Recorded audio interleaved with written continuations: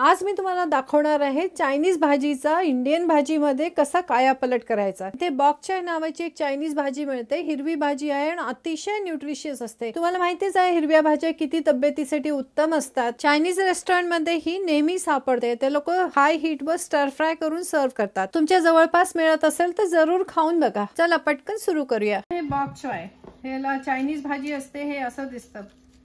तुम्ही कधी बघितली आहे का? दिसायला छान दिसते, हिरवीगार असते। आता माझं काय झालं, मी मागच्या आठवड्यात आणल्या होत्या बऱ्याचशा भाज्या। चायनीज करायचं होतं, आमच्याकडे एशियन प्रकार बरेच आवडतात, त्यामुळे चायनीज, थाई हे अधूनमधून मी करतच असते। पण मागच्या आठवड्यात बरंच बाकी काही काही करणं झालं। माकी दाल झाली, पनीरची भाजी झाली, त्यानंतर 2-3 प्रकारची पिठलं करून झाली। त्याच्यामुळे याचा ना नंबरच नाही लागला। त्यामुळे थोडीशी याची पानं पिवळी झाली आहेत, पण काही हरकत नाही, मी तरी पण त्याला शिजवून टाकणार आहे। ह्याची पानं जी पिवळी झाली ती काढून घेईन।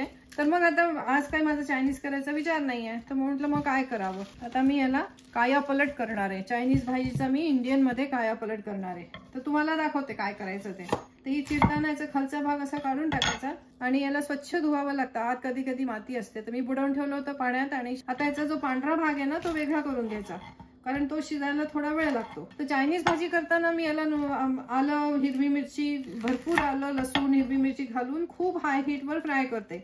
आणि मग त्याच्यात थोडासा सोया सॉस आणि असं बाकी जे चायनीज मसाले असतात ना, ते घालून त्याची आपण चायनीज भाजी करायची असते। पण आज मी आता याचा मराठी भाजीच करणार आहे, चायनीज नाही। तर आणि पहिल्यांदाच करणार, बघू कशी लागते। मला खात्री आहे चांगली लागेल। जर आपण चांगली केली तर वाईट का लागणार ना।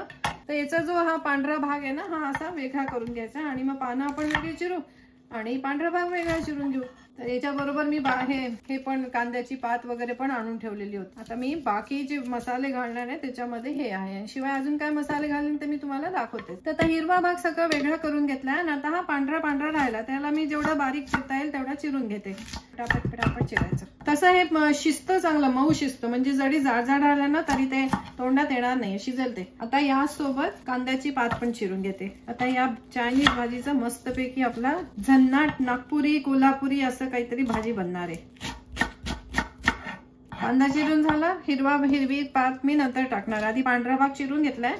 आता याच्यात आपण घालूया, हे इथे याला हालापिनो म्हणतात। खूप तिखट नसते, पण असते, तिखट असते। त्याच्यात मी जरा जाड चिरून घालते, कारण नंतर मला मिक्सी मध्ये फिरवायचंच आहे।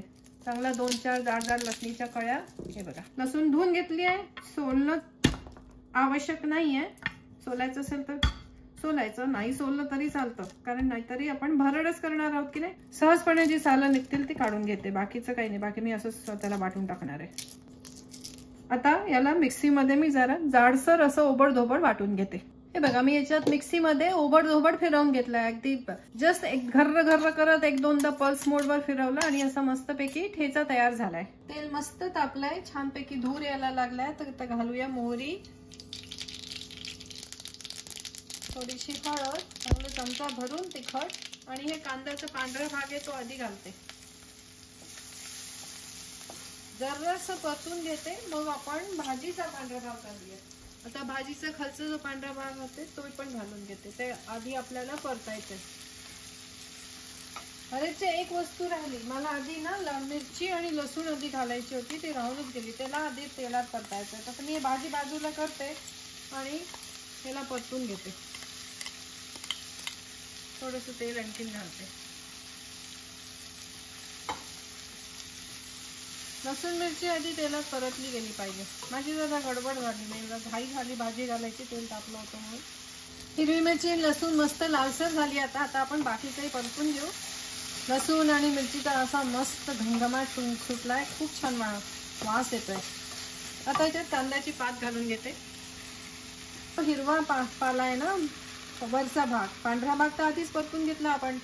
आता आपण तो हिरवा भाग घालून घेऊया आणि जरासं याला हलवून आणा, झाकण ठेवून एक वाफ येऊ द्यायची। हे बॉक चाय अतिशय हेल्दी असतं, खायला चांगलं लागतं। थोडंसं याला आंबटपणा लागतो, पण किंचित कडसर चव असते याची। म्हणजे मेथी एवढी कडू नाही, पण थोडंसं म्हणजे जरा सवय लागते याला आवडायला। पण हे अतिशय न्यूट्रिशियस असतं, त्यामुळे मी बऱ्याच वेळा आणते। आणि नुसतं स्टर फ्राय करून भाताबरोबर किंवा सांज्याबरोबर सुद्धा चांगलं लागतं। तर आता याला आपण झाकून ठेवून देऊया। 5 मिनिटं वाफ आणायची। गॅस बारीक केलाय, 5-7 मिनिटं झाली, बघून घेऊया। मध्ये मी 1-2दा हलवलं होतं, आता भाजी शिजलेली वाटतेय. आता खालपासून एकदा हलवून घेते खाली जर काही चिकटलं असेल तर. आणि आता आपण याच्यात घालूया मीठ. थोडंसं नेहमीपेक्षा मीठ जास्ती घालते कारण मी आता याच्यात डाळीचं पीठ घालणार आहे.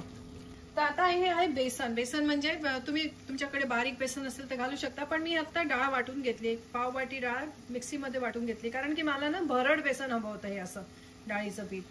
तर तुमच्याकडे नसेल तुम्ही काही पण घालू शकता, चालेल बारीकही, असं काही नाहीये.